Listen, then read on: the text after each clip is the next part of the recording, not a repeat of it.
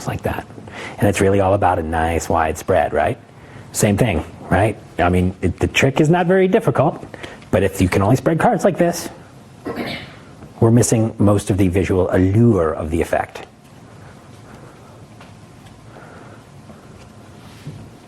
Like that. What's really cool about this is it's just that color change, and when it's over, you can take that red card, if you don't mind your crimp, you can pick up those, drop it in your pocket, and you've got a clean blue deck that you can continue to perform with. All right? So that's called Helter Skelter.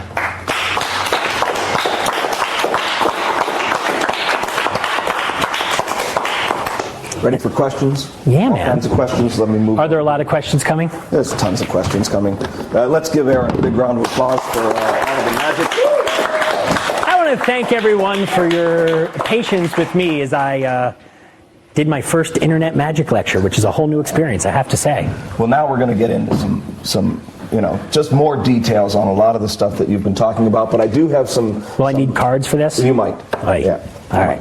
Okay. These things happen. Let's just go in some order of stuff that I've been letting pile up because it didn't specifically speak to what we were doing, but they're general questions. So how can somebody get the most out of their practice? Should they do the move in isolation or do it in a trick or a routine or an effect? I'm still trying to answer that question every day myself. I'm learning to play an instrument so that I have a chance to watch the practice process from scratch. I believe it's really about learning to know yourself and how to get the best results out of yourself.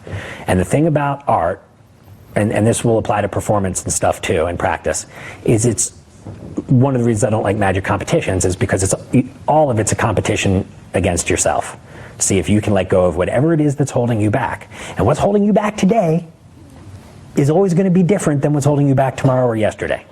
So the hard part is learning to get to know if you could be doing something right now that would be more productive to you. And when you start doing with magic, you're starting to deal with practicing a move. Now you got mirror practice. Now you got relaxation practice. Now you got misdirection and putting it into that structure. Now you got to write a presentation. I can't even tell you how many times I have to literally get down with students until they are ready to start writing down what they're going to say. And they're trying to put it off for a lot of reasons, but one of the biggest reasons they're trying to put it off is because if they actually write down the presentation, now there's nothing left but actually doing the trick for somebody. So as long as they can put that off, they still don't have to ever worry about that. So in answer to your question, it's really all about saying, what's going to move this project forward now? And sometimes it's about getting it up on its feet and getting it out there.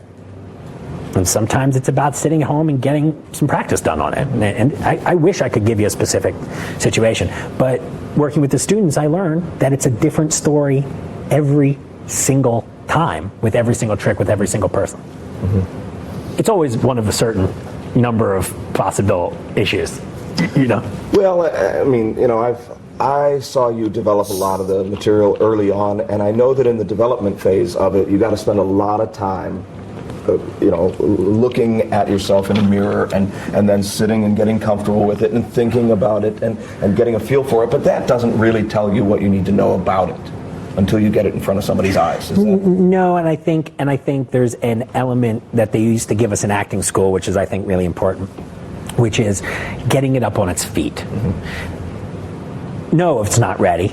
No, it's not going to be ready for some time. But until you get off of your couch and up onto your feet and get physical with it, you're not even really seeing what needs to be seen. You're really just hiding with your move, which is fine if it's time to practice a move. But one of the things that I've been trying to talk about tonight a lot when we were talking about that tilt thing was,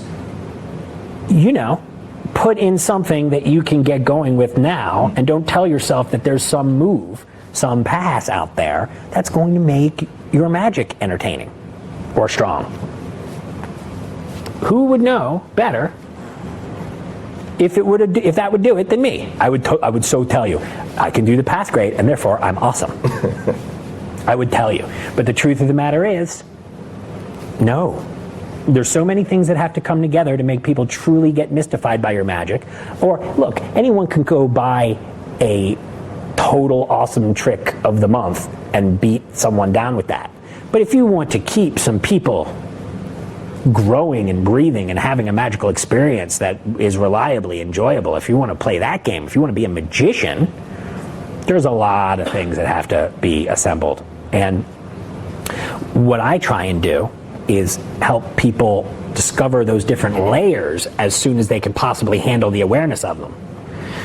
Because the sooner you know what the elements are, the sooner you can at least know when one of them is involved in the answer to what you're doing. Because before that, if you're just thinking there's two things, tricks and sleights, well, now you're never able to put together a good trick or a good sleight because you didn't know about the other 5 elements that have to affect either one of those things. And so it's important to start to, I think it's good to cook a lot of things at once. Yeah, is this speaking to like some of the mistakes that you've made? Like, let's say in the first 10 years of your learning. I've made every mistake, and I continue to do so. I made so many mistakes today, I could kick myself. But, you know, where does that get you? You have to learn to, you know, you sent me a couple questions before, and one of the questions said, you know, what was your best experience, best show ever? And I wrote, yeah, there's this time I was awesome, whatever. And then you're like, what's your worst experience ever? Yeah, there was this, so many times I sucked, I can't even tell you about it because I was so busy trying to take what I needed to learn from it and then forget about it as soon as possible.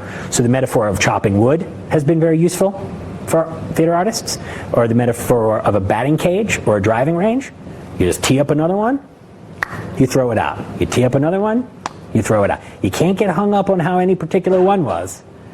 You're looking for basically a mean, an average improvement that comes up over time. But any given Sunday, you can just get your ass kicked by any one of 1,000 things, internal or external, or an indiscriminate combination of the two, right?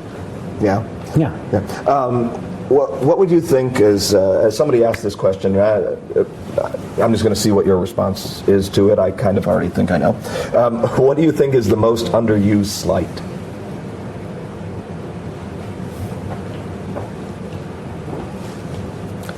I have no response to that. Yeah. I mean, honestly, I feel like that Houdin break is a remarkable example.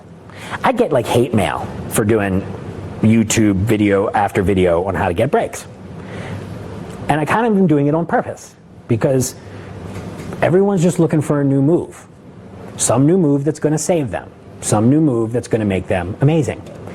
When all the things that are going to make you amazing are hundreds of years old.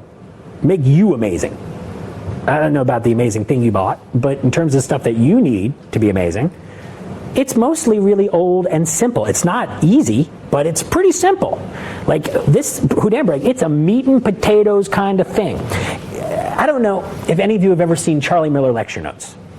When I was a kid, getting a hold of some Charlie Miller lecture notes was a big deal. That was before you could have anything in the world on the internet. Mm-hmm. Well, those Charlie Miller lecture notes were the biggest disappointment for a young card guy that you would ever see in your life. Because it's like, do a pass, do a palm, do a top change. And that's all it was. There was nothing for me to practice. Because all those moves that were in those were all these like, the pass. Notice it's not like, you know, the Herman Gumber. No, yes, right. The brand X pass. The new invisible, this one will fix you pass. Yeah. It wasn't like that. It was like pass, palm, change. Pass, palm, change. And you know there's a long time in Magic before you can make any sense of those big boy moves. Classic pass. I mean, I don't know how the modern situation has got people perceiving those things. It's hard for me to even really understand how I would be looking at it if I was 18 getting going now. I do not know. But we can't put them down too